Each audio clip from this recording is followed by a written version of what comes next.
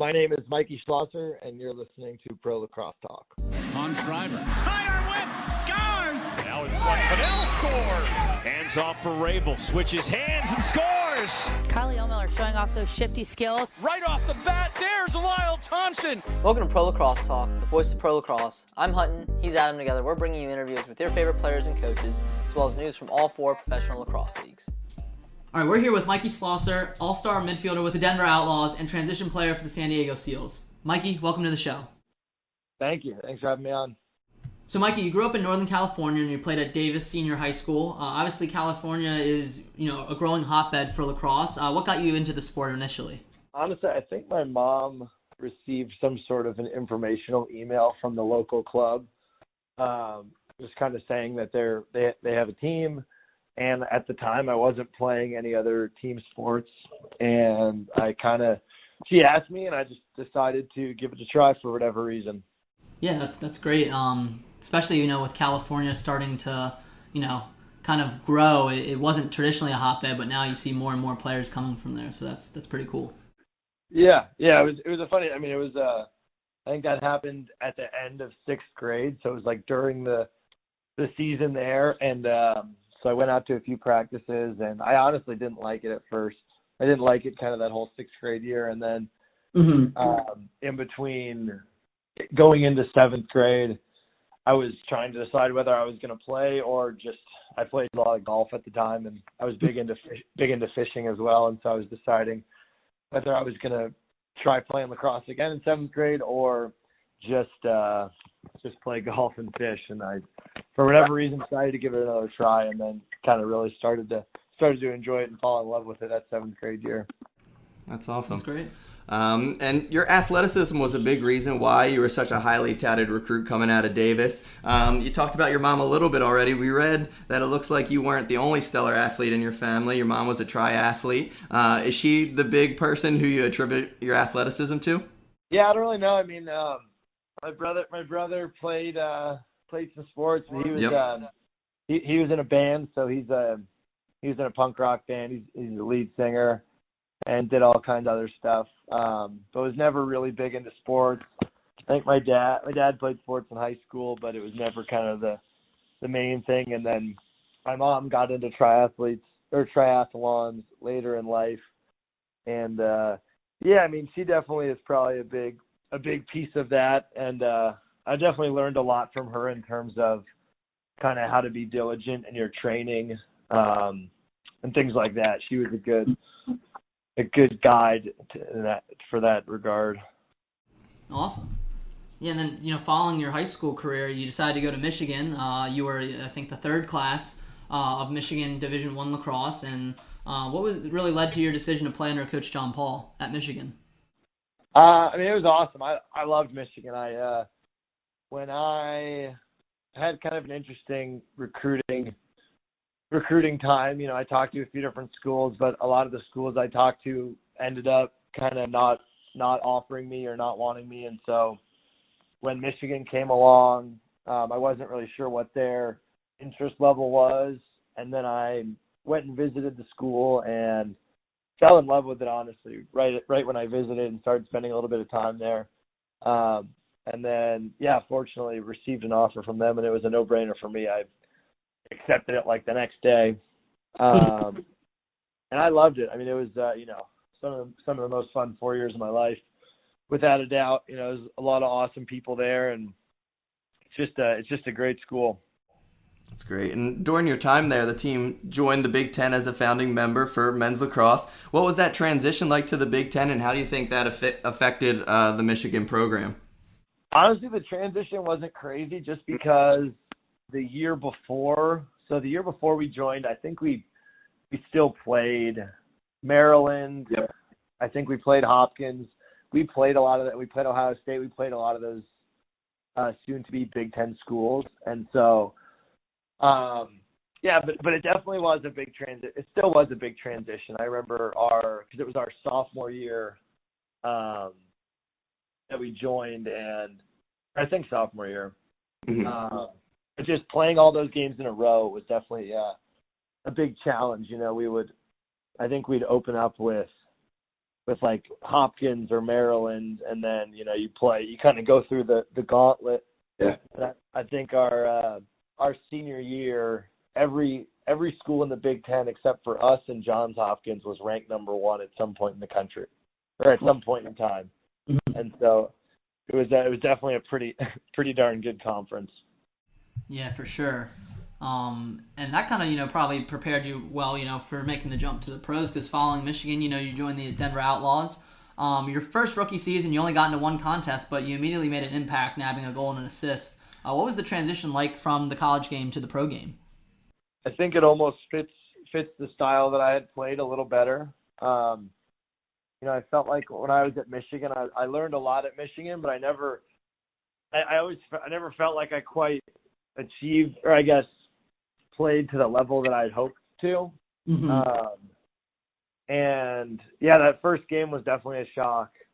We played in Chesapeake, and it was kind of crazy. Our general manager at the time, Tony Seaman, he's our head coach now, but he called me, I think, like a week and a half before, and it was kind of out of the blue because I figured I wasn't going to suit up at all, since there was only one game left regular season, and then called me out of the blue and was like, hey, you want to play you're good to play next weekend. And I was like, all right, let's do it. And honestly, I was kind of out of shape, after the college season had ended. It was the first time to take a break in a while, and so I was kind of taking it easy, and I tried to get back in shape in a week and a half, and went and played. And the one thing that I really enjoyed about it, and that has made it, it's all made a lot more sense to me because we kind of simplify a lot of things, and especially with like John Grant Jr. I think he's one of the best coaches I've ever had, Mm-hmm. and he really has done a good job to kind of dissect my game and figure out, the simple things for me to do so I can kind of get my confidence going, and so the team can be successful. And so they made it really easy, in terms of, hey, focus on 2 little things here. And, most importantly, what they told me to before the game was just go be aggressive and shoot the ball. And so it's nice to hear simple coaching like that, as opposed to kind of trying to break down too many things. Yeah, definitely. Yeah, and it seemed like all that coaching really paid off your second campaign, as you were only one of 6 players to play in all 14 games for Denver. That season really culminated in something awesome with your Outlaw teammates winning a Steinfeld Cup after defeating Dallas. And you scored twice in that game, which was awesome. Talk about that season and what that championship meant to that group of players. It was incredible. I had never really won a championship in my life. I think I won one club one. I think when we were seniors in high school for one of our advanced teams. But other than that, I'd never been in that kind of playoff and championship environment, and so it was awesome. We had an incredible group of guys. Like, that's one thing. Denver has always done this, but they do such an incredible job of recruiting the people that they want to be around. And players that are good fits for the system. But it was definitely an interesting season. I think we started off 0-3, I think, or 0-2. Yeah, I think we were 0-3. And then we finally won a game and then lost again right away. And so we were looking at 1-4. And but we had a lot of really good veteran leadership on that team. I'll never forget Matt Bachlet. We're in the locker room after. I think I can't remember if we were. I think we might have been like 1-3, 1-3 or 1-4 at the time. Mm-hmm. I remember him saying, this isn't quite rock bottom, but it has to be. So we're gonna turn it on from here on out. And I think we went on a 6 or 7 game winning streak, and kind of in that process found our identity, and people figured out their roles, and there's just a really, really incredible group of guys. One thing I'll always remember is just no one really cared about statistics.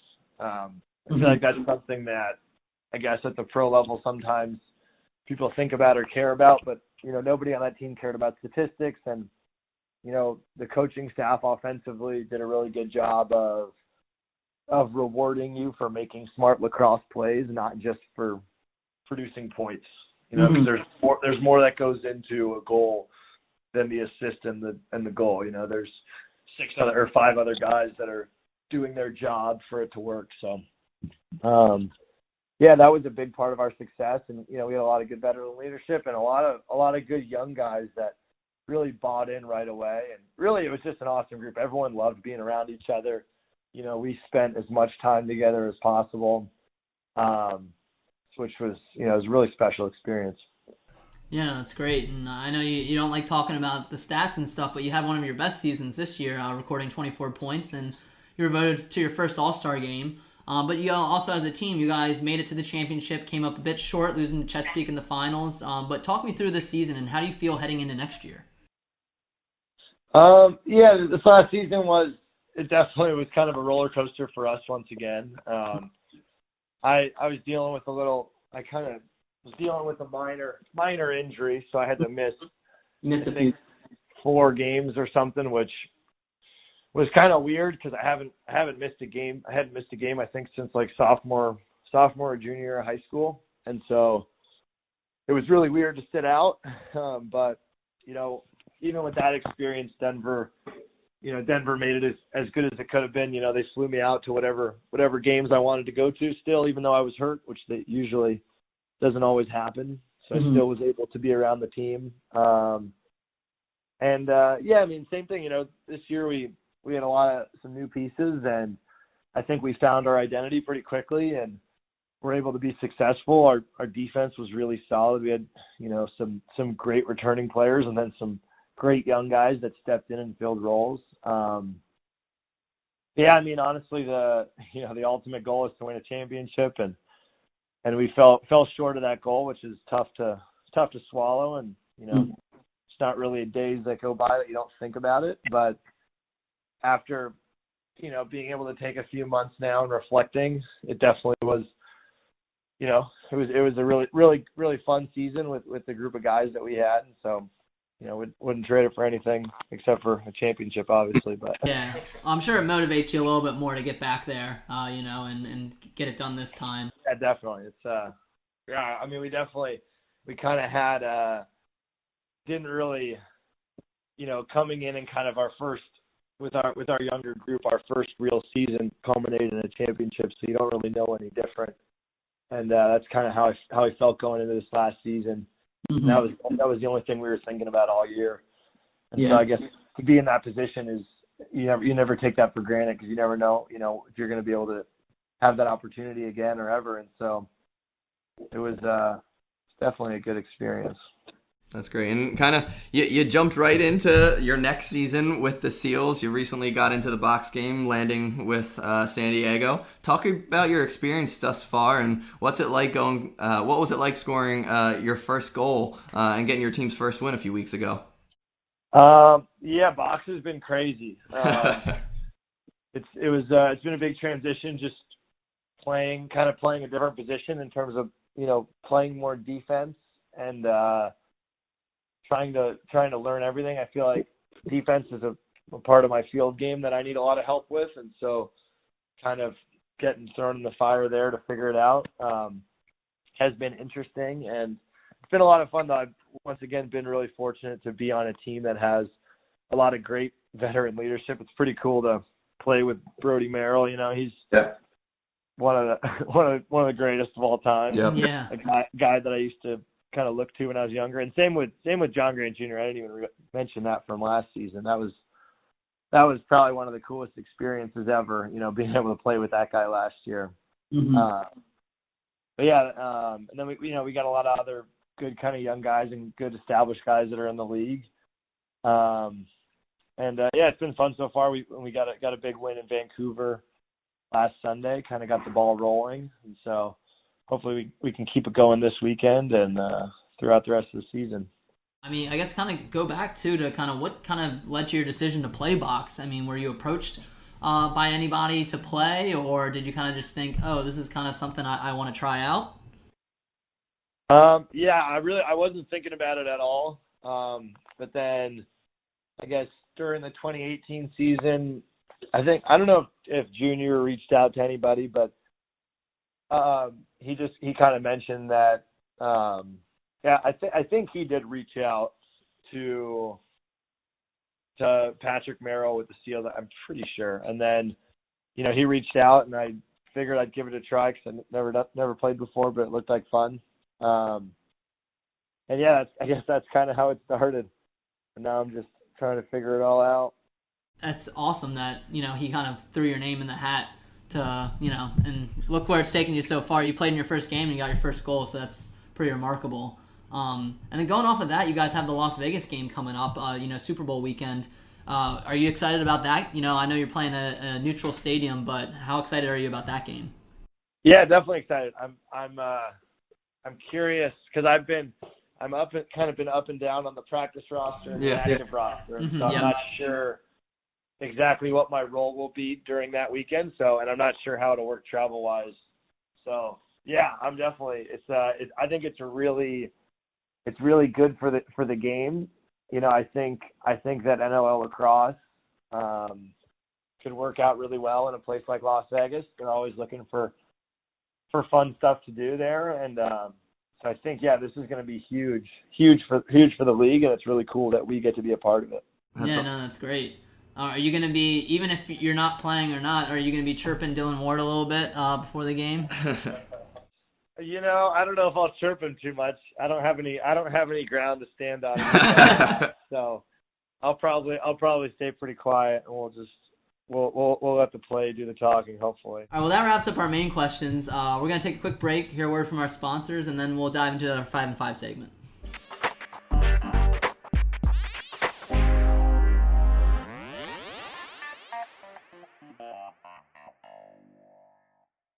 Hey everyone, thank you for listening to another episode of the Pro Lacrosse Talk podcast. We've been using Anchor for our podcast since the very start. Anchor gives you everything you need in one place, and better yet, it's free. They allow you to easily record and edit your podcast so it sounds great and send it out to all the major networks such as Apple Podcasts, Spotify, Stitcher, and many more. Better yet, they connect you with advertisers so you can start making money from your podcast right away. So if you're interested in starting a podcast, download the Anchor app today or go to anchor.fm to get started. Today's show is being brought to you in part by Stitcher Premium. You can use Stitcher Premium to listen to shows ad-free such as Conan O'Brien Needs a Friend, My Favorite Murder, Wolverine the Lost Trail, or our favorite, The Fantasy Footballers.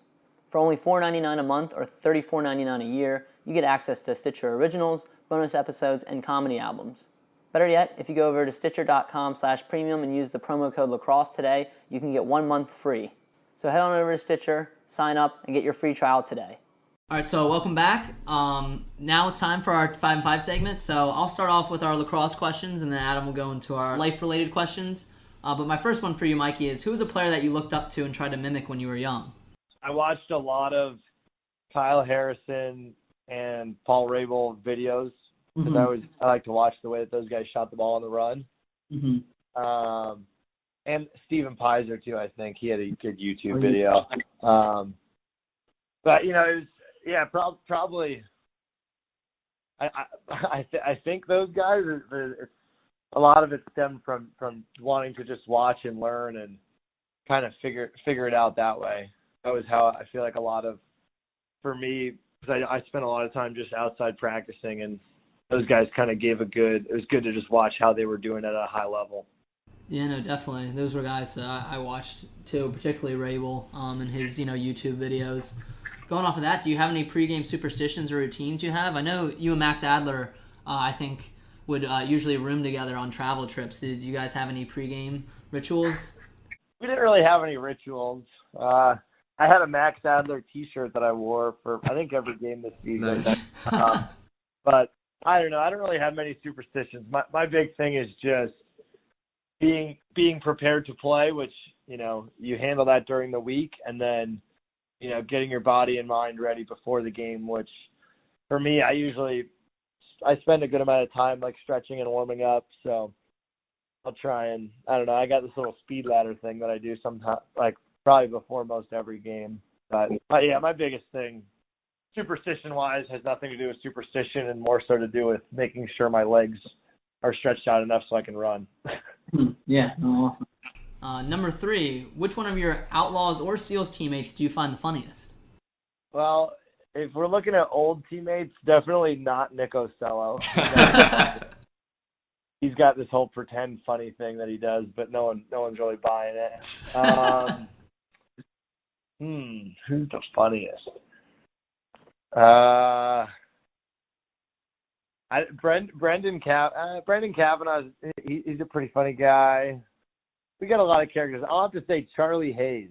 Number 4, what is your current lacrosse stick setup in terms of shaft, head, and stringing?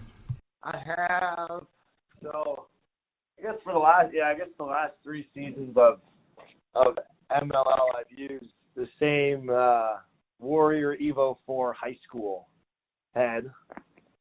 Well, not the same one. I've gone through a bunch of them, but same head. And then I used the True Comp 4 shaft. Okay. And then True just came out with a new head, the Vector, which I've been using a lot lately. And it'll just depend on – it kind of depends on what we're allowed to use per leagues. But, yeah, definitely my shaft of choice right now is that True Comp 4. It's pretty awesome. I used it all last season, and, yeah, it's awesome. Yeah, and then is that like the same as indoor as outdoor, or do you have a different stick setup? Yeah, it's a little different. For indoor, I use True's coming out. They're actually coming out with a whole indoor line. And cool. So I'm currently using one of their kind of prototype box shafts that's really beefy. So, yeah, really strong for the cross checks and stuff. And then when I first started playing box, I was using some different Warrior head, and I strung it differently than my regular stick. And I don't know, I was trying to be all boxy and play with no whip and stuff, and it clearly wasn't working. So I just started going back to using the same string job that I used for field now in the indoor as well. Awesome. And then number 5, what is your favorite venue to play lacrosse at? I mean, I think it's got to be Mile High. It's either there or that's definitely it. I mean, it's there's nothing cooler than playing a Saturday evening game there. Nice crisp air, and especially honestly, the coolest thing is the 4th of July. That's great. Yeah, no, we get that answer quite a lot. I figured that would be your answer, but I have to ask. Some people have different preferences. Yeah, even just some of the other regular games. We're playing a regular game on a Saturday, and we usually do pretty well attendance-wise. So sometimes it'll be your average game night, and there's 6,000 or 7,000 people there. And I know it's a big stadium, but it still kind of has that homey feeling. There's a lot of stuff going on the field right across, so everything's it's somewhat tight knit, even though it's a massive stadium. Yeah, no, for sure. Yeah, we get that answer from even non-Outlaw players too. Like other guys in the league always say the 4th of July game or when they're at Mile High. So. Yeah, the grass is unbelievable. I mean, those guys do a phenomenal job keeping that grass well maintained. It's pretty cool. Yeah, that's awesome.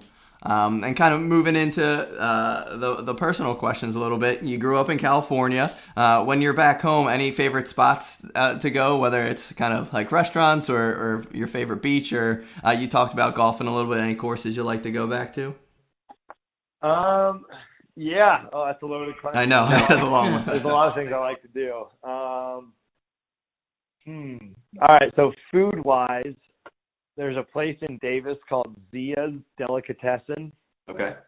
And I'm a huge fan of that. They make a great sandwich. And then there's also this place called the Buckhorn Grill. And they have a bunch of different restaurants now, but that's got the best tri-tip sandwich. So that's a frequent spot. I kind of like to play golf anywhere. I was fortunate enough to play at Pebble Beach, I think 2 summers ago, with our advanced lacrosse crew. We had some college coaches out, and we got to go play some golf, that was unbelievable. And I don't know, I like doing a lot of different stuff outside. I like my brother and I and my dad, we ride motorcycles, so we kind of go do some dirt stuff there, and I like working on cars and just being outside and doing stuff like that. Awesome. Any particular car you're working on right now? I have this old Volkswagen Beetle at the moment.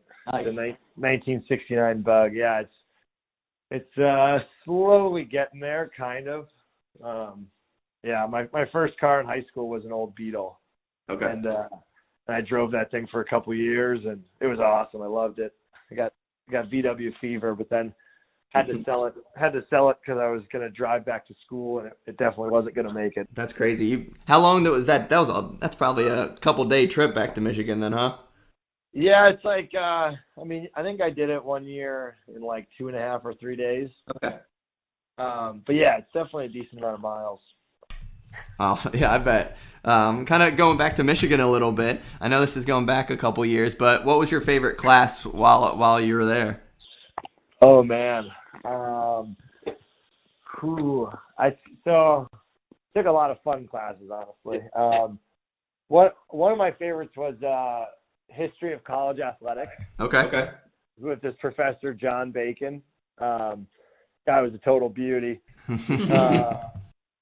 And that was awesome. And then I also took a class that was the cultures of basketball with another awesome teacher, this guy, Santiago Colas, we call him Yago. And that was an awesome class. And, man, what else? A lot of good stuff. And then I guess those were two kind of fun ones. But I don't know. I enjoy psychology and child psychology stuff. So I took a couple courses on that. And one of them, I think the professor's name, like Shelley Schreier or something. Okay. Cool. But that was like I think that was a class on childhood psychology, and that was a phenomenal course. She did a great job, and I learned a lot of things that I still kind of think about today, I guess, when I'm coaching and doing stuff like that. Sure. Yeah, that's awesome. And kind of going off of that a little bit, we talked about your golf game a little bit, and kind of speaking of other sports, who's your favorite non-lacrosse athlete to watch currently? All right, let me think here for a second. I don't know. I feel like I'm not a diehard in terms of like any of the sports I watch, So I usually just like watching. I mean, Lamar Jackson's been pretty fun to watch this year. There you go. Hutton's very happy with that answer. Yeah, I'm a big Ravens fan, so I love that answer. He's electric. Yeah, I think that's a pretty obvious one. But I don't know. I love the old stuff. I mean, like I'm a huge like Larry Bird and Michael Jordan fan. Sure. Yeah. So like I love Larry Bird's probably, I don't know, he's the kind of guy I just loved watching him play because he didn't like blow you away with the athleticism, but the stuff that he did was just unbelievable. And so I really enjoy watching that. And then I don't know, I love watching golf too. So I don't know, Tiger Woods is obviously pretty electric to watch. So. That putt he made a couple weeks ago where he like putted then shook the guy's hand before the putt was like even 10 feet away from the hole was absurd. Yeah, he's a monster. So that's awesome. And then number 4, any favorite movies or TV shows that you're watching right now that you really enjoy? I am a huge Parks and Rec fan. We go. Right. Yeah, I don't know. It's honestly probably the greatest show ever, man. I mean, you watch it, and like I was watching it last night, and it's just like it warms the heart. It's phenomenal. So I don't know. That's probably it. I've been watching Mindhunter a little bit. Okay. I don't know. I feel like Parks and Rec's probably the only TV show that I really like sit down and watch. For the most part. But what else? I saw the new Star Wars movie the other day. That was pretty sweet. I was a big fan of that. And then, oh, man, you know what? I watched The Longest Yard the other night. That's a good one. The classic one or the... That's underratedly one of the greatest movies of all time. I love it. Which one did you watch? The Adam Sandler one, right? Adam Sandler one or the classic? The Adam Sandler one. I actually, you know what? This is almost bad to say. I haven't seen the original, but I've seen the newer one probably a million times. That's awesome. They're both good. They're about I'll the watch same. the old one and get back to you guys. There we All go. right, sounds good. Yeah. That's awesome. Yeah, I think on Parks and Ron Swanson's literally the greatest character of all time, I think. Unbelievable. Yeah, it's too good. It's way too good. Yeah, my buddy actually for my wedding a couple years ago, his present to me was a 16-year-old bottle of that Lagavulin that he drinks. So it was pretty legendary. It was awesome. And then kind of last question for the 5 and 5. Any books on your bookshelves that you've read that you'd recommend to a teammate? And if it's not book, maybe like a podcast or something like that. Anything you would recommend? Yeah. Contrary to popular belief, I'm not a huge reader. But I have read one of the few books that I've read like 3 times. It's I think it's called How to Be Like Mike, and it's a biography on Michael Jordan. Nice. I think I can't remember the guy's name who wrote it, but I don't know. It's a pretty awesome book. It just kind of talks all about him, and it has all these quotes in there from different competitors he played against, or teammates, or GMs, or what have you. And it's just really interesting to kind of get all the different perspectives on him, and when he's at the top of his game. But that's a favorite. And then I'm a huge fan of Hidden Brain on NPR. Shankar Vedantam, he's awesome. Oh my God, what a lovely voice. Yeah, I could just listen to him for days. And that's just a bonus, because the topics are always so good and everything's so well thought out. So I listen to a ton of that, I guess, when I'm traveling and when I'm driving a lot. Very cool. Yeah, that's probably the current go-to. Okay. Yeah, I love Hidden Brain. That's a great one. I'm excited about that 30 for 30 they got for Michael Jordan coming up too. I didn't know there was one coming out. Yep. Yeah, I don't know when it comes out, but they're interviewing like everybody. I mean, you got like, Dennis Rodman, a bunch of players that he played with, as well as guys like, President Obama and stuff too. So everyone's throwing their opinion into it. So it should be an interesting one for sure. Very cool. That sounds awesome. Yeah. Well, that wraps up our 5 and 5. We like to ask one final question of our guests, and that is, what is some advice that you have for young players looking to play professional lacrosse one day? Hit the wall. Mm-hmm. And I think, and hitting the wall doesn't mean just hitting the wall. It just means have the more time that you spend with the stick in your hand, the better chance you have to play at the higher levels. And really what that all starts with, though, is a love and a passion for playing. And so ultimately, I guess the answer is find what you're passionate about and what you love and what you want to spend your bulk of your time doing, and do it. And if that's lacrosse, that's awesome. And if it is lacrosse, I know for me, I guess growing up in somewhat of a non-traditional area, I would spend every single day shooting or hitting the wall or throwing against the wooden beam in my room, in the 3 hours in the morning. And, it's funny because you do all that, and all that does is kind of gives you a chance. It doesn't guarantee anything. Everything's so competitive now that you have to put in all that effort just to have a chance. And that doesn't mean anything. It just means you have a chance. So spend a lot of time with a stick in your hands, and, realize too that I think especially if you're coming from a more non-traditional area, focus most of your time on skills. I'd say more time on skills and less time on, the athleticism side of it, because, I see a lot of players that spend a lot of time working out, and they get all fit and athletic, but they can't do anything with a stick and a ball in their hands. Yeah. And that's ultimately what matters. So, when you go for a run, or even when you work out, try and incorporate your stick. Try and get comfortable cradling and running and doing all those things, because, and catching the ball on the move. I mean, I guess I've been playing lacrosse for over 10 years now, and it's still really hard to catch the ball. That's a tiny little ball, and you're catching a tiny little stick. Catching is like the hardest thing in the world for me still. And so you just kind of keep putting in the effort and the time on it. No, that's some great advice, I think, for our young listeners. Mikey, this has been awesome. Where can people find you on social media? I have an Instagram. I think my handle is Schlosser, or you can probably just type in my name. And then I have a Twitter, but you don't want to follow me on Twitter, to be honest. There's nothing of substance for the most part. So if you stumble across it, more power to you. If you don't, you're probably having a better day. All right, I like it. Well, Mikey, thanks again for joining us. Congrats again, on a solid season with the Outlaws. And, of course, best of luck, with the Seals this season and the Outlaws going forward. Thank you very much. I appreciate it. Thank you guys for having me on.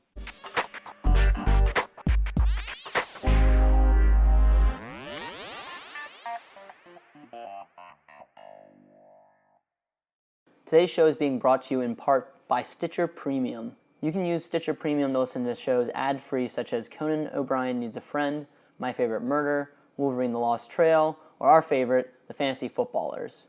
For only $4.99 a month or $34.99 a year, you get access to Stitcher Originals, bonus episodes, and comedy albums.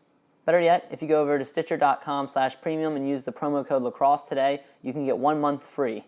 So head on over to Stitcher, sign up, and get your free trial today.